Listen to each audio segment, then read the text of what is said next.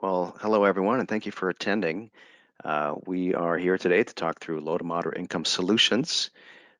This is a series of webinars that CLEAResult has been producing and bringing in industry experts to talk through interesting and engaging things that we're up to in the energy efficiency space throughout the nation. Today we have a very exciting topic and a couple of great guest speakers here with us. Okay, so just a quick run through of what we're going to talk about today. Is we'll introduce our speakers, then launch into a little bit of background and analysis with low to moderate income solutions, and then pivot to our guest speaker, Jenny Berg from BayRen, who will talk about program insights from her organization and their initiatives. And then we'll hear from Kyle Haddock at CLEAResult on trends and insights in the low to moderate income space, and then finish it up with some Q&A. All right, so here's the lineup today. I am the moderator, Nick Shooter. I'm a CLEAResult employee here. But we'll be hearing from Jenny Berg, who is Assistant Director out in California with BayRen. For those of you who are not familiar, it's the Bay Area Regional Energy Network. It's a collaboration of 9 San Francisco Bay Area counties implementing effective energy efficiency programs on a regional level. And then we'll hear from Kyle Haddock, who's a director here at CLEAResult and our subject matter experts on low to moderate income solutions. And with that, I think we're going to pass the ball to Kyle to kick us off. Great. Thank you for attending, everyone. We look forward to sharing today and open to follow up after the session if you have any lingering questions. I know we'll take questions via the chat section of the, I forgot if it's go-to meeting, right?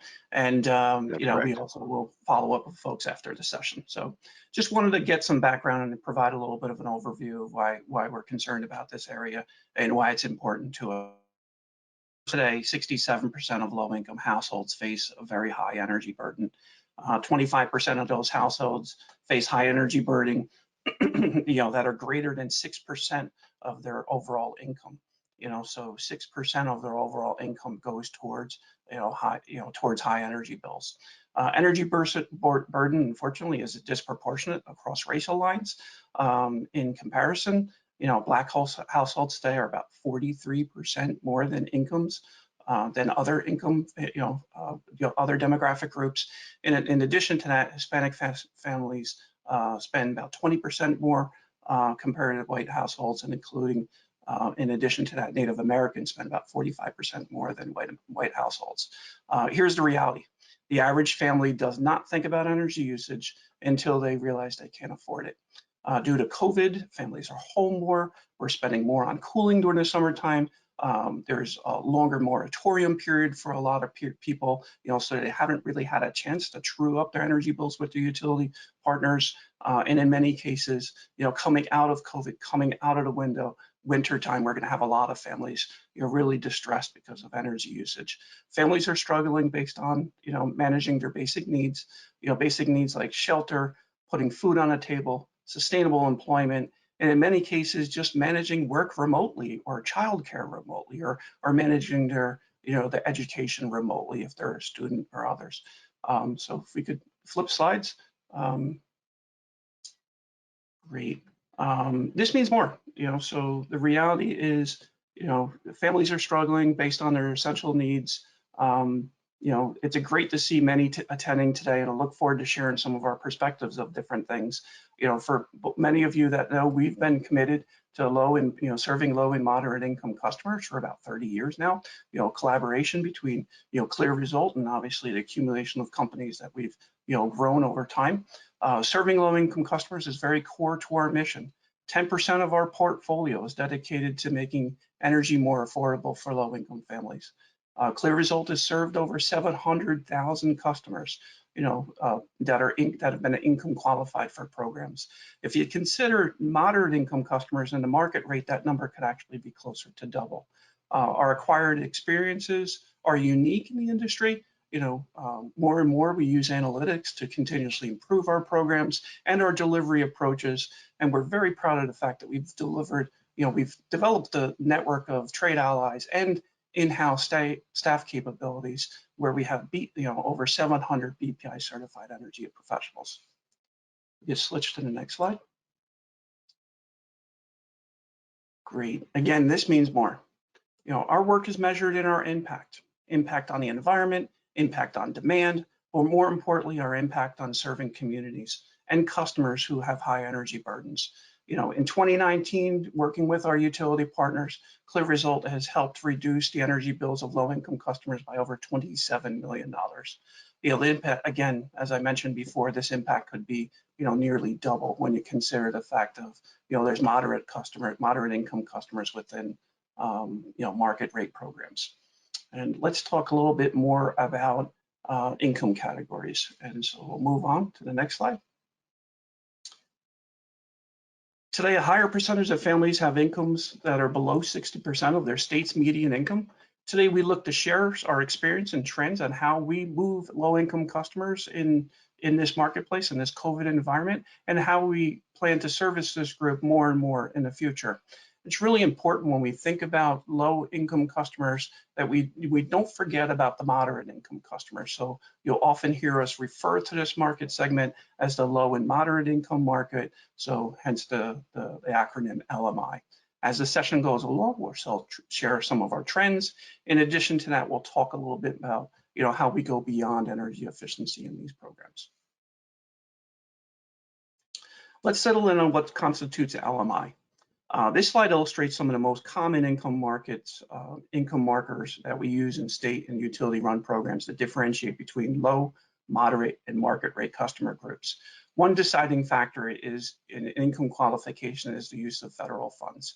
If you're planning to collaborate with a program that uses federal funds or leverage a program that is reliant on federal funds as a differentiator of eligibility, of course you're going to use the FPL, the federal poverty levels in your market. Okay, those are typically 0 to 50%, 50 to 150%, in some markets as high as 250% of federal poverty levels. If you're not using federal funds or you don't plan to use leverage federal funds, my suggestion is to work with your state regulators, your BPU, your public utility commissions to consider using something that's a little bit more considerate of the local community. Your state median income is a good marker to use in addition to that area median incomes. If you wish to develop a moderate income program, it's really important that you consider area median income the most. In some markets, especially in heavily metropolis areas or high density areas, or if you're near a city like New York City or Chicago or Houston or wherever it may be, the San Francisco Bay Area, you have to be considered the fact that federal poverty levels, may not necessarily translate well to who is truly low or moderate income there in your community. So consider using a different alternative, metrics for defining, low and moderate income customers. So if we can, we'll move to the next slide. So once a program selects what criteria you're going to use, if it's federal poverty levels or area median income or state, average or median incomes, it's important that you understand your target market. So here's 3 different ways that I look at New Jersey, my home state. One is based on housing counts for low-income customers, one's based on energy costs, one's based on energy burden. If you're chasing participants, I strongly suggest, obviously, you would go for the high density areas, the areas where there's a high percentage of customers that are low or moderate income.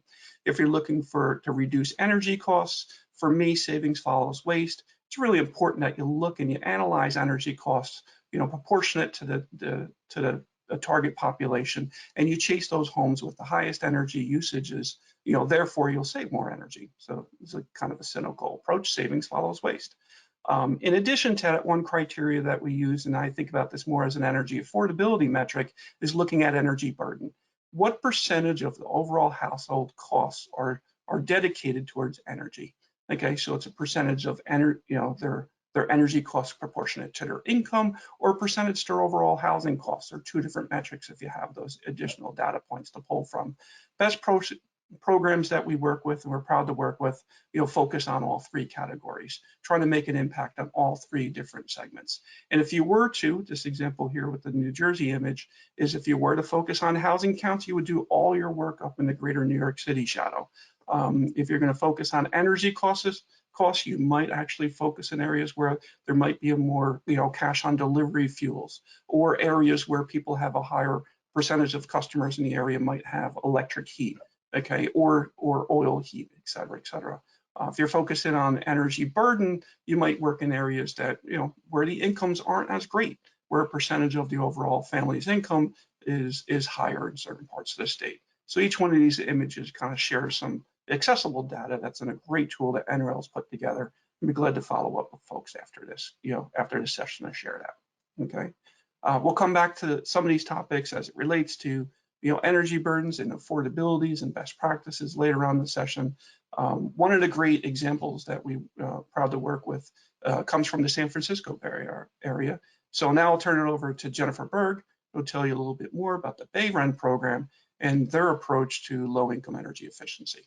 So take it from there. Thank you, Kyle, and thank you all for allowing me this opportunity to talk about BayREN, as well as how we are addressing underserved markets. So to set the context, the San Francisco Bay Area Regional Energy Network, or BayREN, is a program administrator of energy efficiency funds. We were approved by the California Public Utilities Commission in 2012, and we have been implementing a portfolio of energy efficiency programs since 2013. And I'll talk briefly about our portfolio in this presentation. Next slide, please. So key to, I guess this conversation is an understanding of BayREN. So we are a collaboration of the 9 Bay Area counties. I work for 2 of the regional agencies, and BayREN is comprised of 9 county agencies that serve as both the governing board as well as responsible for doing all of the outreach. We pride ourselves on being local government run and operated. And one of the premises of the REN model is that local governments are seen as trusted advisors and are able to serve some of these communities that have not been served previously in energy efficiency programs. Unlike the IOU program administrators, you can say go back one slide. But unlike the IOU program administrators, the RENs are not held to a cost effectiveness standard. So this allows us more flexibility than traditional IOU program administrators to target our programs to those that have been underserved, and they've been underserved primarily because they're very expensive to serve, and it reduces the overall TRC of an IOU portfolio. So here are some of our successes to date. We currently operate primarily energy efficiency programs focusing on residential, commercial, water energy savings, as well as energy code compliance. Next slide. In 2018, BayREN, along with the other California program administrators, submitted to the CPUC a business plan for our 10-year portfolio. And given that we are charged with serving gaps in the marketplace as well as hard to reach, we did a lot of market research to understand who was not being served by energy efficiency in our region. The 2016 ACEEE study that is referenced on this slide was really helpful to us to see that the middle income group is really left out of energy efficiency in California. Kyle provided some definitions based on income, which I appreciate. I always am a little hesitant to kind of own these definitions because of the uniqueness of the San Francisco Bay Area, in that it is extremely expensive to live here. So middle income, as we define it, would probably be upper income in some other parts of the country, but really is low income by Bay Area standards. This year, UCLA came out with another really interesting study showing that in LA County, the highest income homeowners were the ones that were taking up the vast majority of energy efficiency rebates. So really showing that there's a lot of gap in the market with who is participating in EE programs. Next slide. Next slide. I wanted to briefly just talk about our portfolio, and then I will give examples of 2 programs that we have found strategies to successfully target middle income or low income property owners. So the Home Plus and the multifamily program, I'll get into detail. The other programs, green labeling, we are a DOE regional administrator of the home energy score.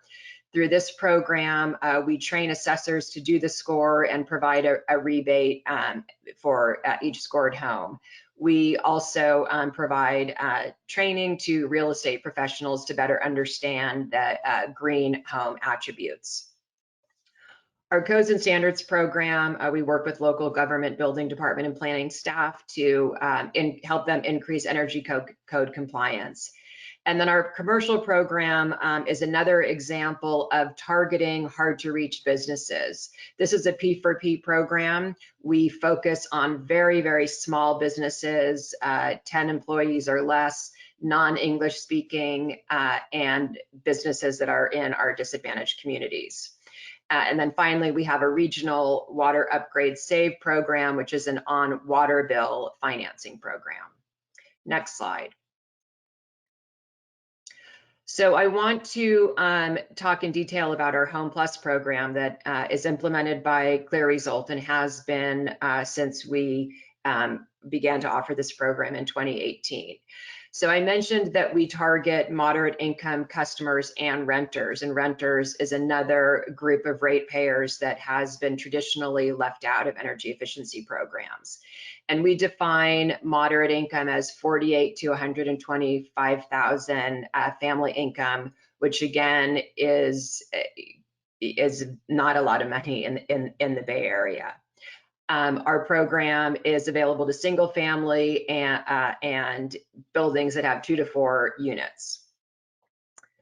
We offer a wide variety of eligible measures, and there's associated rebates for each of the measures. So one central component of this program is the CLEAResult Energy Advisor, and this is really a concierge call center service. It's available to homeowners, renters, and contractors. So I won't talk so much about the contractor part, but the energy advisor is really there to help walk the customer through what's the most appropriate program for them. If they are extremely low income, perhaps a low income program by another implementer is most appropriate. It's really to find out where they are, what program best suits them, and if it's the Home Plus program, to get them on the customer journey that I'll talk to you about in a moment. We also offer an online energy evaluation, and for participating, we send a free energy savings kit. Next slide.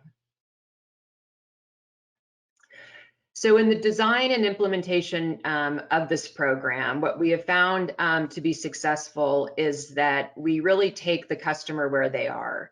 It's not the ultimate goal is for there to be a whole home retrofit, but with this target audience, there needs to be an understanding that they likely cannot afford to immediately do the whole home retrofit. So we allow for individual rebates. And through the energy advisor, from the very beginning, we build a relationship so that we can continue to work with the individual customer as they move forward on the customer journey. We have no cost on-ramp. Again, this is through both the energy advisor, the local government staff that do all of the outreach, and we do very targeted outreach and customer support. Next slide. So on this slide, you can see just a snapshot of the data-driven targeting that we do. We can look in a city or a county where we should focus all of our efforts to ensure that we really are reaching the middle income target group. And we also do a lot of messaging around the non-energy benefits of energy efficiency, which of course has become even more of an issue given that we're, at least out here, we've been stuck in our homes since March. So we focus a lot on the health benefits, saving money, that type of thing. So these two strategies of data-driven targeting and relevant messaging have really proven to be impactful. So in many of our programs, we work with other program implementers in our territory to see if there's an opportunity to stack incentives and other efforts. So in my territory, there's a REN, there's an IOU, and there are 7 community choice aggregators in addition to other local government programs. So there is a lot of activity in the Bay Area. And so the key and what we are committed to is ensuring that the customer experience is seamless. So there's a lot of activity that goes on behind the scenes, as I'll talk about here in the next example. So through Home Plus, and thanks to a change by the California Public Utilities Commission to allow for fuel substitution measures, we have an example of 3 different sources of funding for our heat pump water heater, the heat pump water heater measure in our Home Plus program. So through Home Plus, the customer can receive a downstream incentive with funding from our regional Air Quality Management District. We developed a midstream program, and the funding allows for the administration of that program.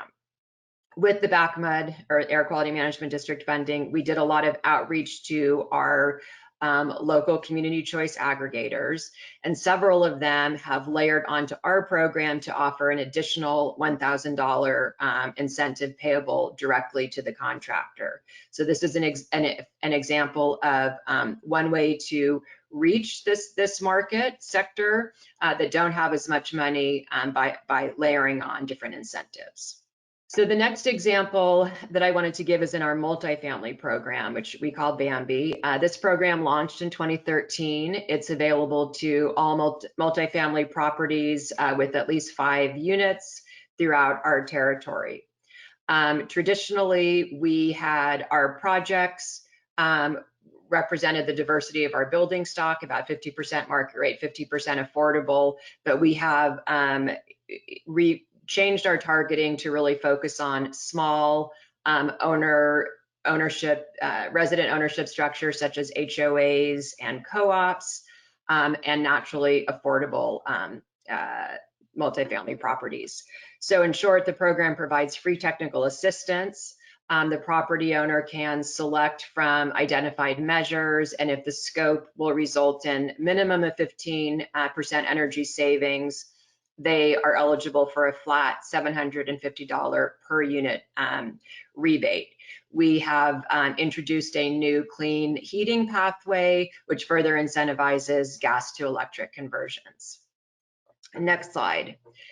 So in our territory, I mentioned that we have 7 CCAs. MCE, which is the first community choice aggregator in the state, operates now in 4 of our counties. And they also get ratepayer funds and operate in several of the same market sectors that we do. So there's a lot of coordination and collaboration that goes on behind the scenes. So this is just a small example of some of the behind the scenes activity that goes on between BayREN and MCE for multifamily. Next slide, please. So MCE offers the LIFT program, which is an income qualified multifamily program. And so we developed kind of what we call a referral tree that we have several of our programs that the customer will contact BayREN or MCE and will ask a certain number of questions to see which program is a good fit. Next slide. So this year we had our first layering of BayREN's Bambi with MCE's LIFT program. And it was for those of you in California, it was in Napa County.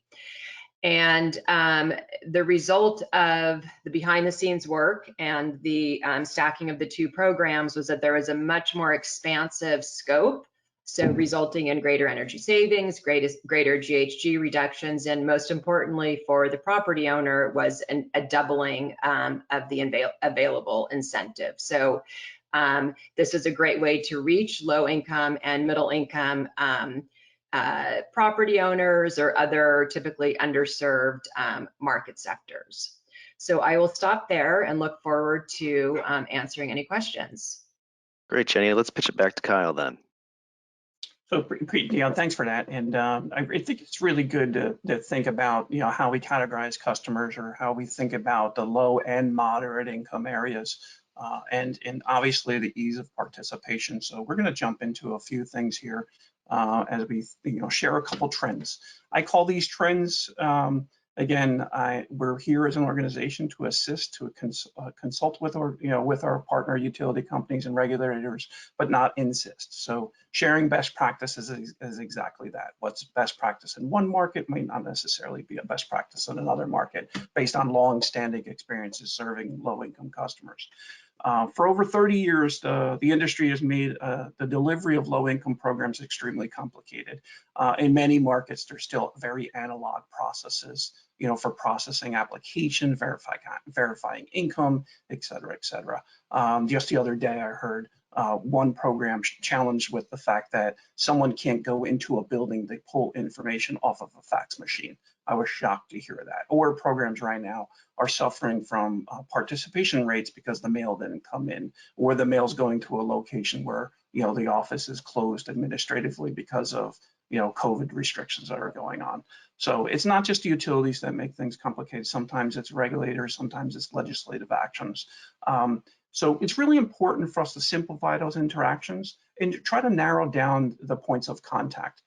Get down to a single point of contact. Sometimes that could be a call center, a processing center, or just the initial person who picks up the phone and takes the customer's inquiry, runs through a few questions and puts them, into a process for the program.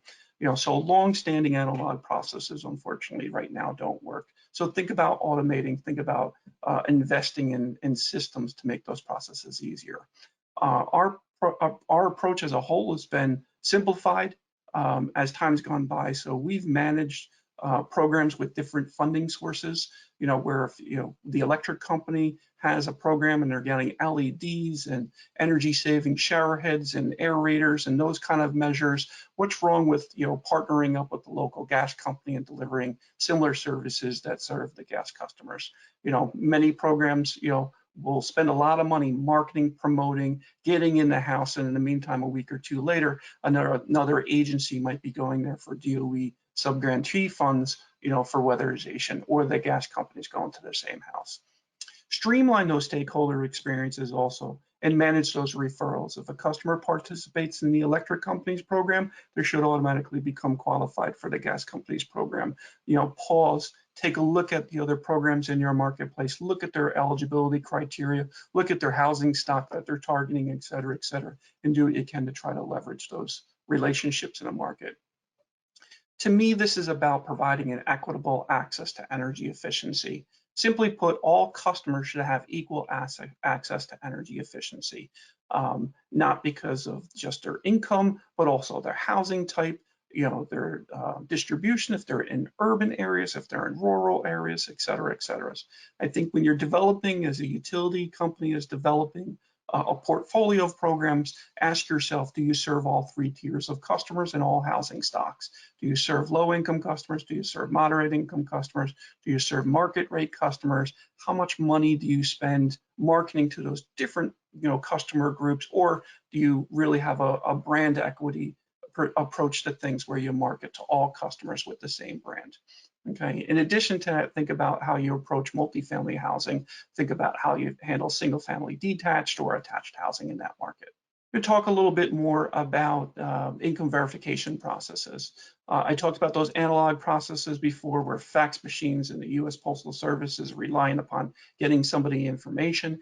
In addition to that, there's a lot of agencies that rely on their brick and mortar locations, where someone comes to their office in the community, and it's great for decades. These many of the community-based organizations have had locations where somebody could walk down the street, go and apply for LIHEAP services, or in many cases utility companies have locations where customers could pay for their bill and receive other information about energy assistance. The reality is the COVID and the pandemic has really changed those things for all of us. So it's really important that we have easy access for our programs and use technology wherever we can, where that customers could go on to an online portal. If you do a digital campaign, they should be able to go all the way through a process, a customer journey process, where they can get the eligibility and schedule as quickly as they can. It's great for us to develop those technologies and put them in the hands of the CBOs, in the hands of the utilities, in the hands of the call centers that touch those customers also. Reasonable documentation. Be conscientious of the documentation strategies that you have in the market, and how complicated they are. When appropriate, access Social Security information, social service verification information if it's already out there. If a customer's already participating in another federal poverty level program, accept that documentation as documentation for your program. I think that's really important. Include also processes for validations, automatic validations. If customer is already participating in an energy assistance program, make sure that your intake processes includes access to the utility database information where you've already had on their account payment troubled customers, arrearage customers, census data information, and any kind of tagging that you have that says this customer at this account level or at the customer level, at the house, the premise level, or even based on the census tract information might be qualified for your programs. Make sure also that any data sources are secure. Tracking of utility data, Social Security numbers, sensitive PII information needs to be done in encrypted environments. Make sure that you have extensive fraud protection and security services, such as SOC 2 compliance, SOC 2 Type 2 compliance, enterprise risk governance processes, and making sure that all your employees that are trained on handling sensitive information and do that not only upon the start of their participation in the program as an employee, but possibly quarterly or even annually to make sure they're reminded of those secure handling approaches. So let's talk a little bit about non-utility funding. Something that I take great pride in personally. There's other dollars in the market serving the same customers. I mentioned before the dual fuel scenarios, where if you have electric company in the market and the gas company in the market, making sure you deliver those programs together. There's also a lot of oil merchants groups that actually, and also propane groups that have energy assistance funds available for low-income families. And obviously, and another group is the Department of Energy. Long-standing success, 30+ years of providing energy assistance to customers through the Department of Labor subgrantees.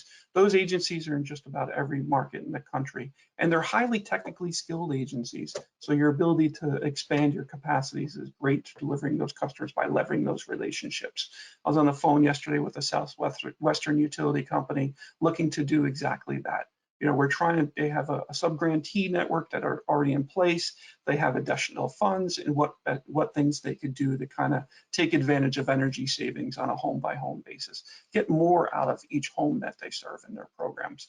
There's also in some parts of the country, regional greenhouse gas initiatives dollars that might become available very soon, where leveraging those funds targeted towards low-income families can make a broader and bigger impact, and possibly even on overcoming those health and safety barriers that are often a nuisance, or create deferral scenarios. Work with your existing infrastructure. I talked about the Department of Labor, the Department of Energy, and the weatherization community, but also there's very experienced BPI certified people and home performance and Energy Star initiatives in the state. If you're looking to add a moderate income program, those programs could be modified or adjusted to have an enhanced incentives. So if you have incentives in the marketplace, for market rate customers to receive a rebate or an incentive for a high efficient piece of appliance, imagine having an enhanced incentive in some areas based on income or based on census information, et cetera. There's also incrementally some trade ally models that are worth pursuing, and then obviously delivery partners. Proud to say that in some of our programs, one program most notably, New Jersey Comfort Partners, here in New Jersey, we actually partner with the United Way, Habitat for Humanity, and other organizations to actually address the building durability issues. And you can't air seal and insulate a house if the roof is leaking. So it's really important that we work with somebody to maybe repair that roof. And in many cases, there might be even a county home repair program to help out. We have one example here in Bergen County where they actually have zero interest loans that are secured, against a house, of course, but zero interest loans for seniors who are low income up to $17,500, and they're able to get some elementary home repairs done. And sometimes those repairs are done in concert with weatherization type services. Customers today are hesitant to identify as low income. We talked before about the COVID pandemic and the realities of people being home. There's a lot of people underemployed or unemployed right now. Not every customer is willing to raise their hand and say, hey, I'm low income. More and more, when we look at heat maps of customers who are low income and those who are probable low income customers, here's an example here in Long Island in the New York area with Keyspan and National Grid Company. You can look at this map and you differentiate the red hot spots where low income customers aren't that much different than the customers who are probably moderate income customers. So, too many times in the past we spend money on a market rate advertising approach, and we might spend a lot of money on a low income advertising approach and then miss those customers. Moderate income customers, income challenged customers, energy affordability issues are our neighbors' issues. So it's really important as you look at your marketing plans, you look at your strategies for pursuing and targeting customers, that you look at customers not only that are in that sub-segment being low income, but obviously market across the moderate level tier also. In many cases, your marketing and advertising towards community efforts also could be at the small business level. So share a little bit more of our trends that we see throughout programs around the country now. So here's a couple other areas that we see continuous improvement on. So we work a lot with programs, consulting with them, reviewing the programs, reviewing their filings, and helping them and supporting them and altering their programs in a way where they can continuously improve. In some cases, it could be as simple as technical capabilities. Smart thermostats are all the rage. We've got great opportunities for energy savings on the gas, electric side, and even on the other fossil fuel sides. But many delivery channels don't know how to install them. Improving the technical capabilities of the delivery channels is really important to make sure we get more savings on a house by house basis. We've delivered a whole bunch of training programs and workforce development initiatives where we utilize the existing best practices around the country and share them locally. There's no reason why one utility company should develop its own processes, procedures, standards, installation practices, et cetera. Leverage the technical capabilities of other sources. Many cases we use the standard work specifications or NREL standard specifications for certification for different markets in order to expand and exceed the existing delivery capabilities that are out there. Removing barriers for weatherization. I talked before about optimizing home and engagements. If there are health and safety concerns in a home, work with community partners to see what we can do to overcome those health and safety issues, so that we can get to the energy savings issues. This day and age, customers shouldn't be deferred for air sealing installation or modernization of their equipment in their home simply because they have a health or durability issue in their home. There are partnerships that you could leverage in the market to overcome those barriers. And in many cases, there's opportunities for you to put funding aside. If your program's cost effective and has high savings to investment ratio for utility funds spent, there's an opportunity to put some dollars aside for health and safety spending to overcome those barriers. Incrementally, let's think about the diamond in the rough. Think about health. Think about non-energy benefits. We've got some great examples where we're actually beginning to chart and keep track of customers who have asthma, customers who are disabled, customers who have other overriding issues besides energy issues in their home. And if you can improve a customer's comfort and energy affordability, in many cases, air sealing, duct sealing, better management of airflow between crawl spaces in their attic or their garage also has great other benefits on health and safety and durability. So I think about those things in unison as I've got a cheesy acronym called CASH. How do we make a home more comfortable, affordable, safer, and healthier? And in many cases, we forget about the safe and healthy factor here. So factoring in and utilizing your analytics and your demographic studies that you might do on your customers to kind of take a step back and understand, well, what other impacts are we making besides energy? Calculating those non-energy benefits that I think is a big part of our future. Another trend that we see is making a bigger impact in our communities. Sustainability of energy affordability programs is really important, obviously for the utilities in this sector, but we're not going to have success unless there's a sustainable workforce. What we're finding now in some markets of the country that the programs or the utilities or the statewide interest of growing programs far exceeds the capacity of the workforce. So it's really important for us to not only think about energy efficiency in the environment and energy affordability issues, but also at the same time, is there enough people out there in order to serve the market? We're working on some great initiatives right now where we're building collaborative relationships with the Department of Labor in states, community-based organizations. A new acronym for many is non-government organizations, those organizations that are in their community, not connected to the government, not connected to the utility company in any way traditionally, but they're there to serve their customers. And again, some of those could be Catholic Charities, United Way, the Urban League, or an alliance of members within, contiguous communities.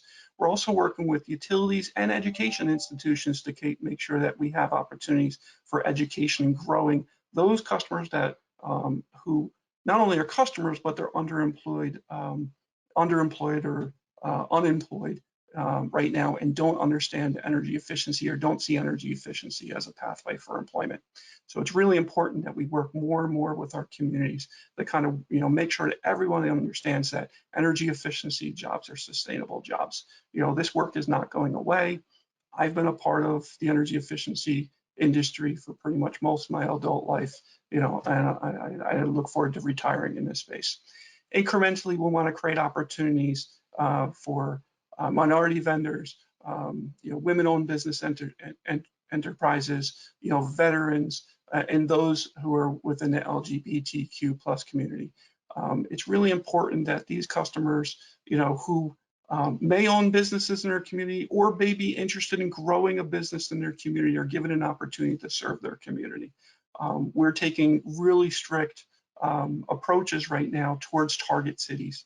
So making sure that those communities that have most been impacted by the economic crisis of COVID are benefiting from energy efficiency and benefiting from those jobs to serve the community. And this is one of the areas where we'll probably get the most questions on. To me, I'm cynical. I kind of believe that just about every residential program or multifamily program, or even a small business development or a C&I program, in one way or another, can be a low-income program.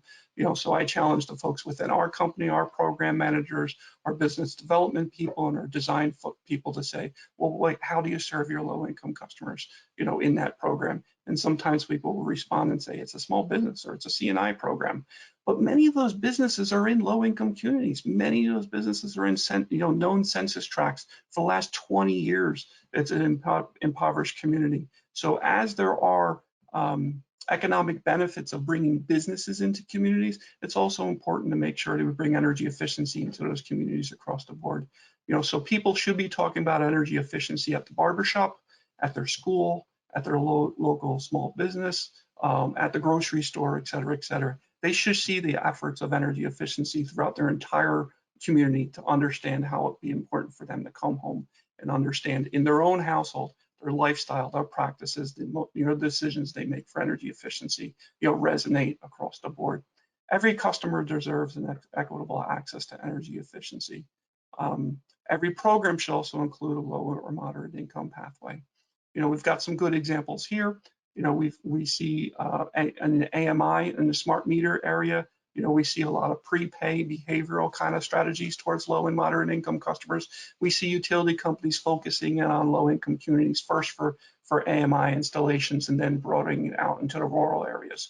We're seeing electric vehicle charging stations being added in low income communities. We're seeing multifamily, new construction starts, adding electric vehicle charging stations to their projects to encourage people to live within their community, use public transportation, or simply use less fossil fuels that impact the environment in their area. Diversify your offerings. If you have programs that have market rate incentives, think about enhancing those incentives to have target incentives for low-income communities. One example could be if you have an urban enterprise zone that's identified in a long-time census tract area, what's wrong with enhancing that incentive 20%, 30% more to encourage those trade partners, those trade allies to deliver services in those low-income communities more and more. If you're utilizing home energy reports and behavioral strategies, make sure that each one of your behavioral reports that go out not only target the market rate customers, but also inform customers that might be payment troubled. If we could get customers out of arrearage, better and better. That's, obviously it goes straight to the heart of energy affordability. And energy affordability hits all rate classes, hits all demographics. So it's really important for you to follow up with even your bill paying departments, in marketing low-income conservation programs or moderate income conservation programs to those customers who might be tallying up on arrearage over a period of time during this COVID period. So, this is probably one of the areas where we'll probably get a lot of questions when we're done. And again, today's not the only time we're going to be having this conversation.